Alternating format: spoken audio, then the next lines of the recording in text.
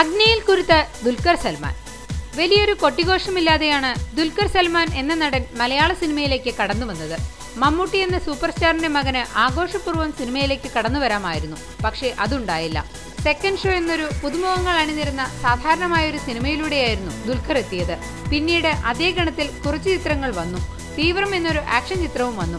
പക്ഷേ അൻവർ റഷീദിന്റെ ഉസ്താദ് ഹോട്ടലിലൂടെയാണ് ദുൽഖർ മലയാളികളുടെ ഇഷ്ടതാരമാവുന്നത്. അത് ദുൽഖറിന്റെ വളർച്ചയുടെ തുടക്കമായിരുന്നു. നടൻ തിലകനൊപ്പം നല്ലൊരു വേഷം ചെയ്യാൻ ദുൽഖറിന് സാധിച്ചു.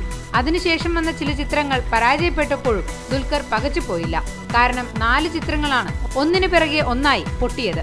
ഏറെ പ്രതീക്ഷയുണ്ടായിരുന്ന പട്ടം പോലെ, സലാല മൊബൈൽസ് എന്നിവയെല്ലാം തകർന്നുപോയി. എന്നാൽ അഞ്ജലി മേനോന്റെ ബാംഗ്ലൂർ ഡയസിലൂടെ ദുൽഖർ ശക്തമായ തിരിച്ചുവരവ് നടത്തി. അതിൽ നിവിൻ പോളി, ഫഹദ് ഫാസിൽ എന്നിവർക്കൊപ്പം ശക്തമായൊരു കഥാപാത്രത്തെയാണ് ദുൽഖർ അവതരിപ്പിച്ചത്. ശരിക്കും കയ്യടി നേടിയ കഥാപാത്രം.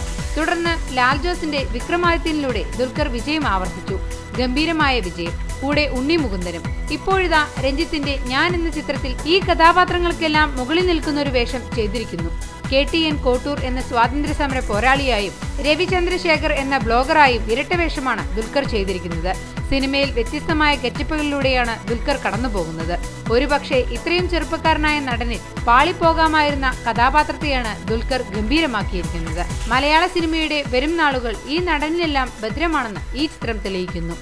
ഓരോ പ്രധാന വാർത്തയും ഇന്ത്യ ക്ലിപ്സിലൂടെ അറിയാൻ ഞങ്ങളുടെ ഫേസ്ബുക്കിലും ട്വിറ്ററിലും അംഗമാകും.